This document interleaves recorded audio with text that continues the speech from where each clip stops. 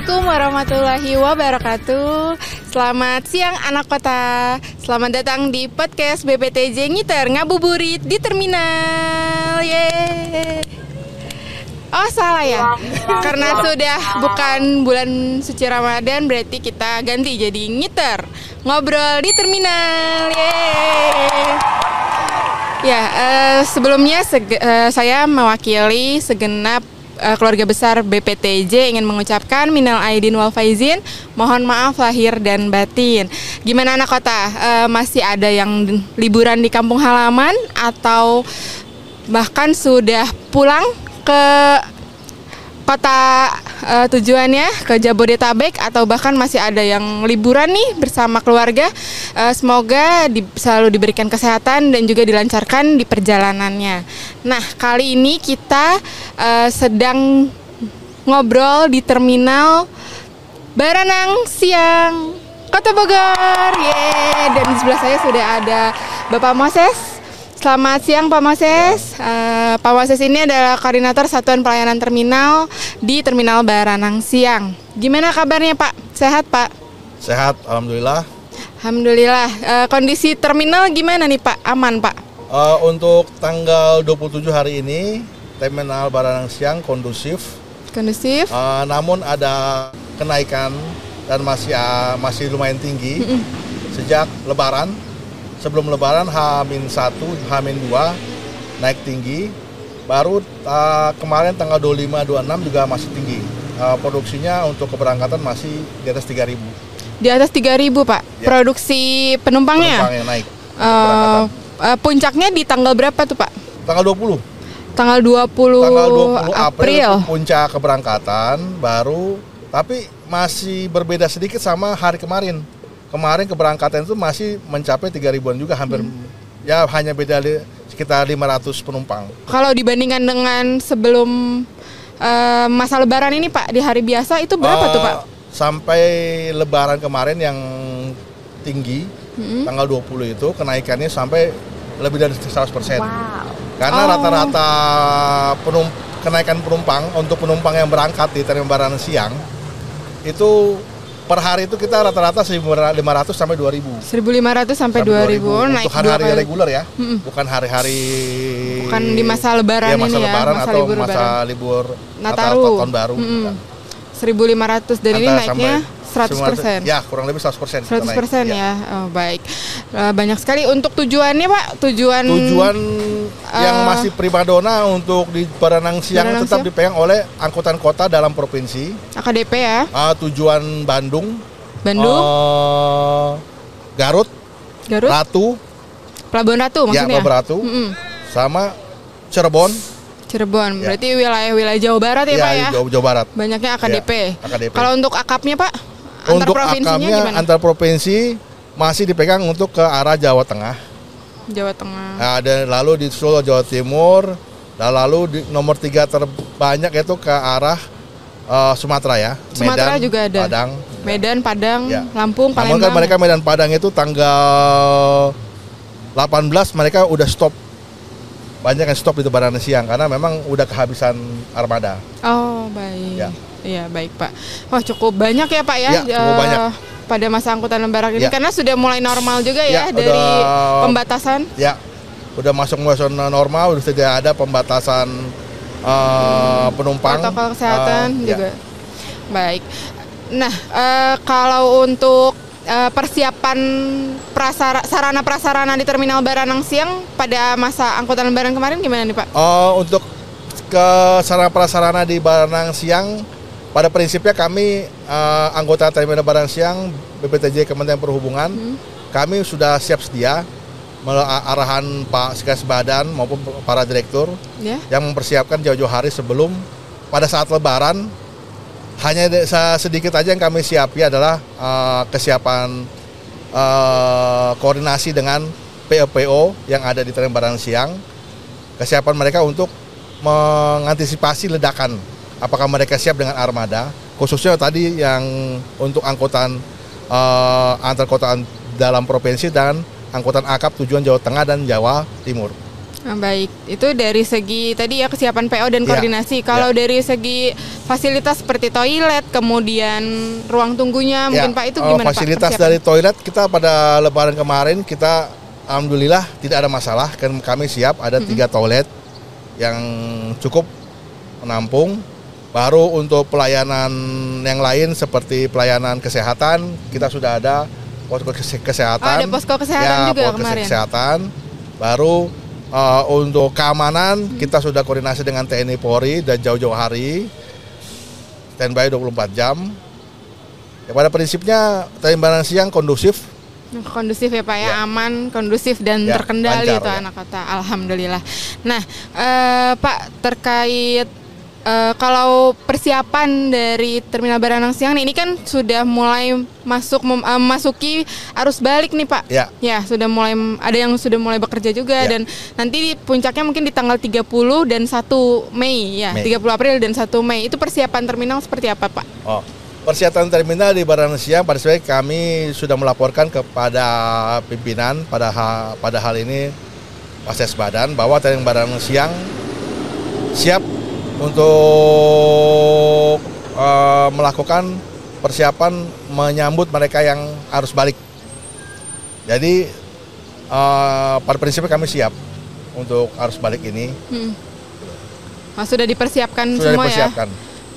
Koordinasinya dengan siapa? Kita koordinasi dengan TNI Polri pasti dan kesehatan. Kesehatan juga ya nanti pas harus balik. Standby. Oke.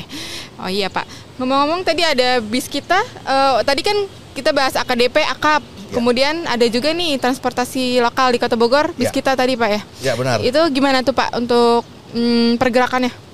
Bis kita adalah jadi Baranang Siang ini salah satu terminal yang sudah jadi simpul transportasinya. Yang memang diprakarsai oleh Kementerian Perhubungan berkoordinasi dengan Kota Bogor. Sehingga simpul transportasi di Baranang Siang, salah satunya di Terminal Baranang Siang ini sudah hidup. Dan untuk bis kita itu melayani untuk dalam kota Bogor. Sehingga masuk di Terminal Baranang Siang, sehingga masyarakat yang ingin melanjutkan perjalanan, contoh bisa ada orang yang mau ke Jawa Tengah. Jadi masyarakat tidak perlu repot lagi menggunakan mobil pribadi karena sudah ada bis kita. Jadi penggunaan bis kita untuk dalam kota Bogor itu sudah bisa dijangkau langsung ke Terminal Baranang Siang. Jadi anak muda sekarang bisa di Kota Bogor bisa gunakan bis kita untuk menjangkau terminal terminal ya? Atau untuk misalnya mau ke mana, ke daerah yang dituju, contoh ke Bandung, kemana, ayo naik bis angkutan umum supaya kurangi kemacetan. Menggunakan kendaraan pribadi karena bis kita sudah melayani di Terminal Baranang Siang, sehingga kalian anak muda, anak kota yang ingin melakukan perjalanan bisa menggunakan bis kita. Jadi sudah terintegrasi ya Pak ya, bis kita. Simpul transportasi sudah jalan. Sudah masuk ke terminal, sudah ada halte khusus bis kitanya nih ya, anak kota di sebelah sana. Gitu. Jadi dan informasinya sudah akan berbayar ya Pak ya? Ya benar. Memang sekarang ini masih gratis dan informasi akan berbayar. Namun kami dari BPTJ Kementerian Perhubungan masih menunggu persetujuan dari Kementerian Keuangan. Masih menunggu persetujuan dari Kementerian Keuangan. Tuh dicatat anak kota. Jadi untuk sebentar lagi akan berbayar. Jadi satu kartu itu hanya untuk satu orang saja ya berlakunya ya Pak ya. Gitu. Mungkin anak kota dipersiapkan saldonya ketika mau naik bis kita di Kota Bogor. Nah Pak, kita ngomongin soal yang lagi rame nih Pak, kemacetan di kawasan Puncak yang sampai berjam-jam, yang normalnya 2 jam bisa sampai 10-11 jam, kemudian sampai mengekor sekitar 18 km dan jumlah kendaraan yang masuk mencapai 160.000 kendaraan tuh Pak. Menurut Bapak gimana sih Pak, apa yang sudah dilakukan oleh pemerintah setempat mungkin atau dengan berkoordinasi dengan Kementerian Perhubungan? Ya. Apa yang sudah dilakukan Pak? Ya memang agak susah ya kembali ke pola pikir ya. Cuman dalam hal ini pemerintah pusat maupun pemerintah daerah sudah bekerja sama masing-masing dari pihak Kementerian Perhubungan, dalam hal ini BPTJ Kemenhub, beserta dengan pemerintah Kabupaten Bogor, pemerintah Kota Bogor, sudah melakukan upaya yaitu salah satunya pembatasan melalui ganjil genap, pembatasan dengan jam begitu. Cuman kembali lagi kepada pola pikir masyarakat, karena masyarakat banyak yang rela mengantri berjam-jam demi ke puncak.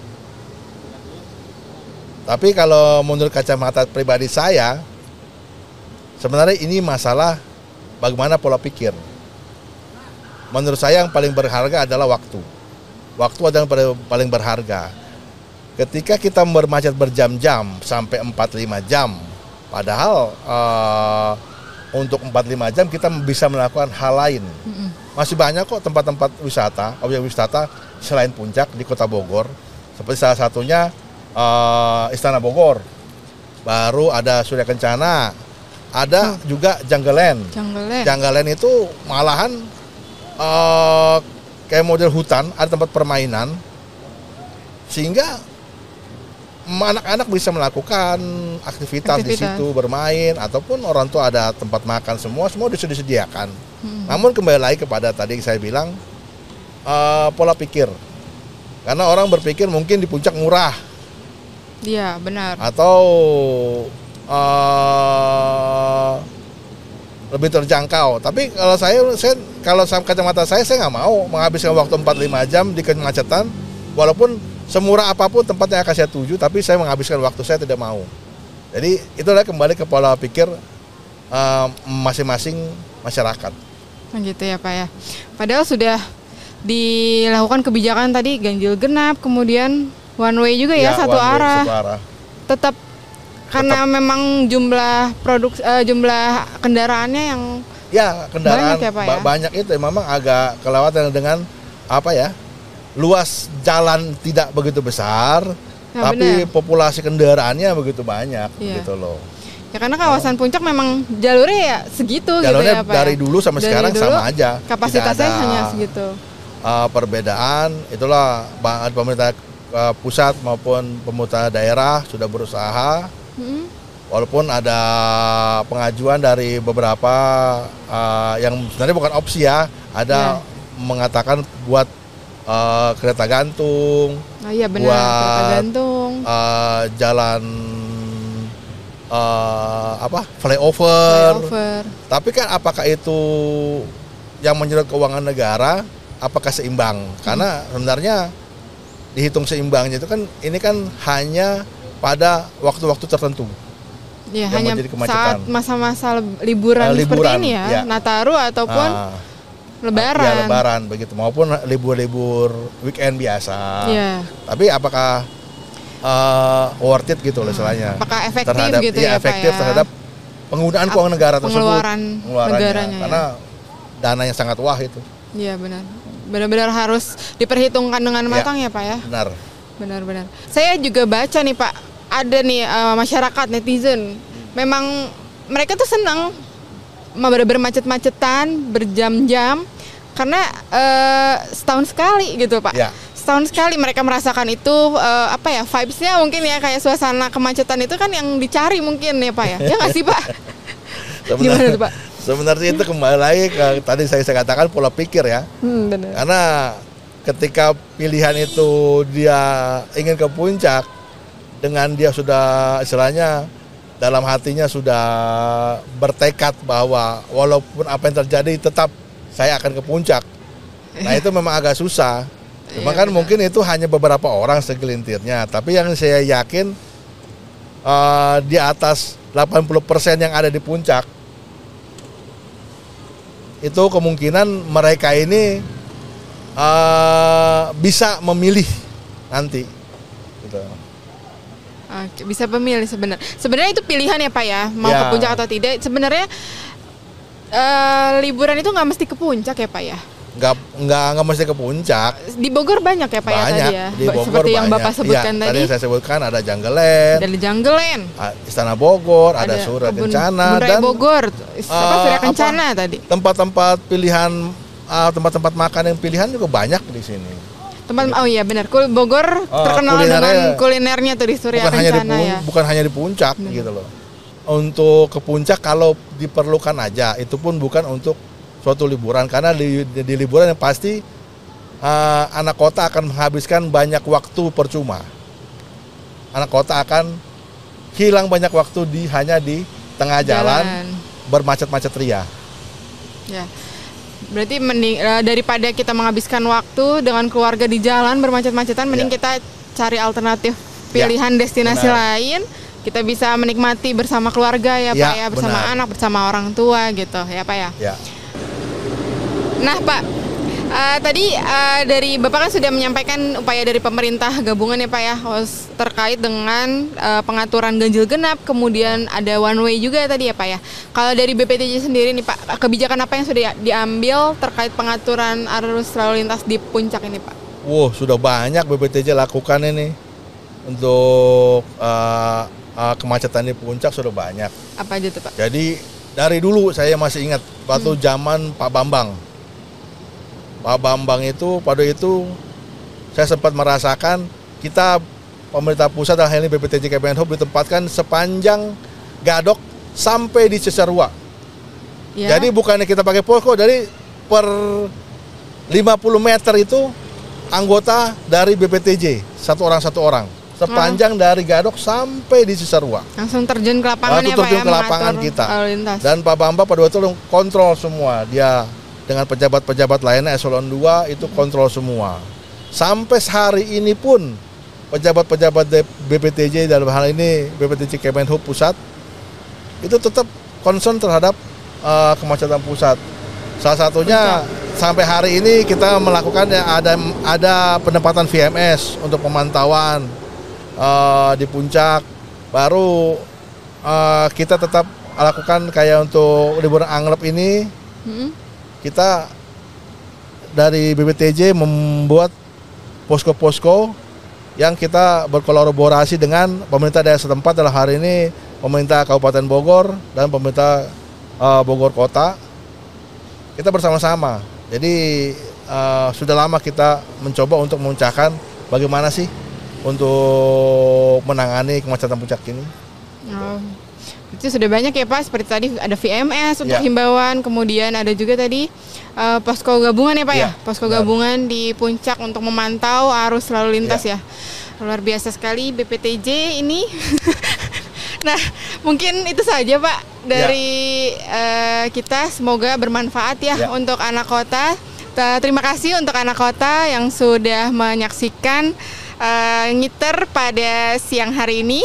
Semoga bisa bermanfaat untuk anak kota dan mungkin bisa lebih bijak lagi ya Pak ya, dalam melakukan liburan ke puncak bersama keluarga gitu ya, supaya libur lebarannya aman dan berkesan. Mungkin itu saja dari kami, kurang lebihnya mohon maaf. Wassalamualaikum warahmatullahi wabarakatuh. Salam transportasi. Dadah. Tunggu. Kenapa Pak? Kita berdua mau pantun nih. Oh iya, boleh, cakep. Cari bapia di Jogja. Cakep. Ketemunya di Balikpapan. Cakep. Terima kasih anak kota sudah setia. Cakep. Sampai jumpa di ngiter tahun depan. Yeay.